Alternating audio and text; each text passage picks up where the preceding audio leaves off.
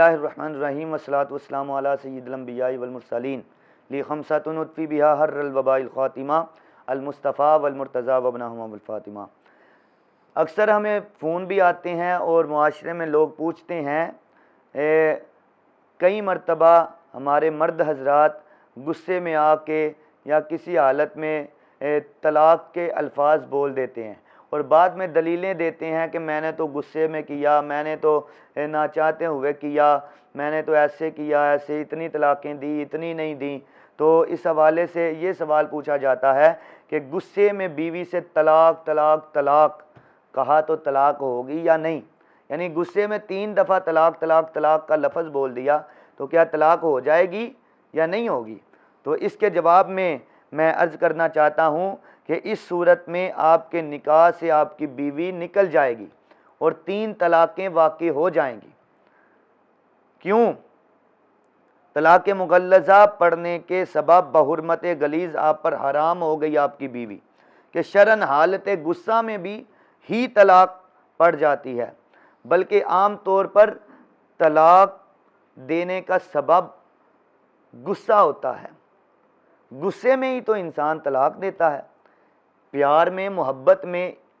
تو کوئی طلاق نہیں دیتا، جب غصہ آئے تو ایسے الفاظ پھر نکلتے ہیں۔ تو اس لیے فقہا کہتے ہیں کہ طلاق کا سبب ہی غصہ بنتا ہے، اس لیے غصے میں یہ الفاظ 3 دفعہ اگر بول دیے طلاق کے تو طلاق مغلظہ واقع ہو جائے گی، 3 طلاقیں ہو جائیں گی اور آپ کی بیوی آپ کے نکاح سے نکل جائے گی اور آپ پر حرام ہو جائے گی۔ اس حوالے سے رد المختار حاشیہ در مختار میں ہے کہ طلاق جو ہے یقع طلاق من غضب،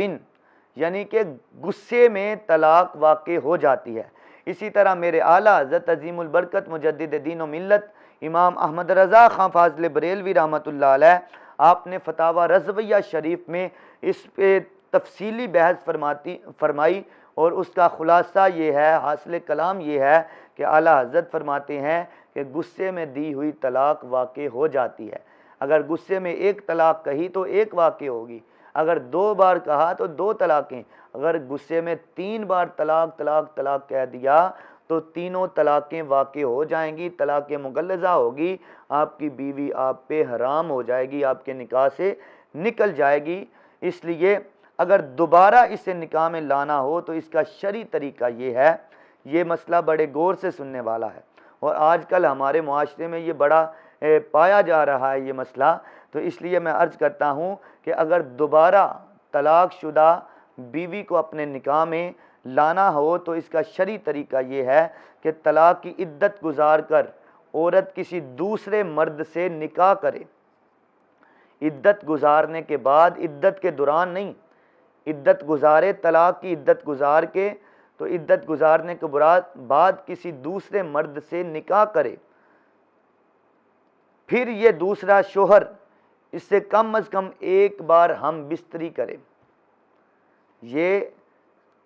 توجہ سے سنیں کہ ہم بستری کرنا، صحبت کرنا ضروری ہے۔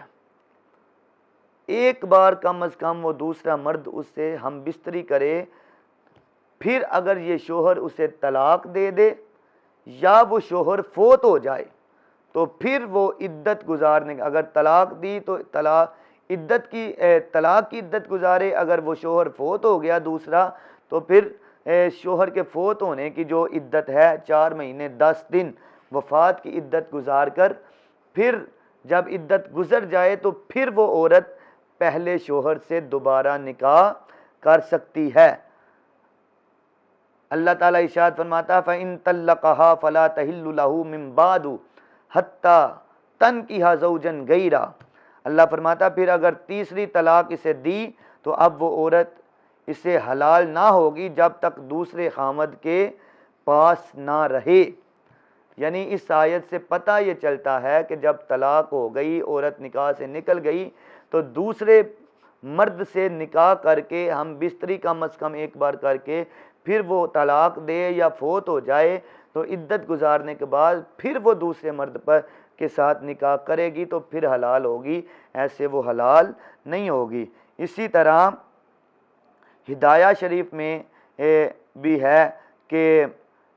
ان کانت طلاق ثلاثن فی الحرہ او اثنیین فی الامہ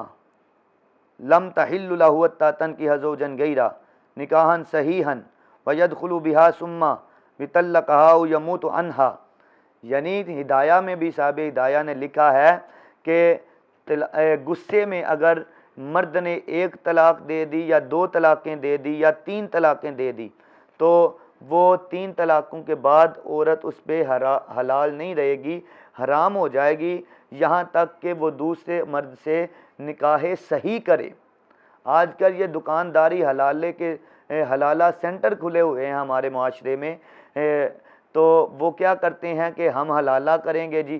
تو حلالہ کر کے اس طرح حلالہ کرنا جائز نہیں ہے بلکہ یہ گناہ ہے. ہاں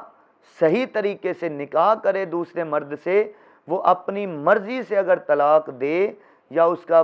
وصال ہو جائے، وفات ہو جائے، تو عدت گزارنے کے بعد پھر دوسرے پہلے والے مرد سے نکاح صحیح کرے تو پھر اس کے لیے وہ عورت حلال ہوگی. اللہ تعالی ہمیں صحیح طرح ان مسائل کو سمجھ کے ان پہ عمل کرنے کی توفیق عطا فرمائے.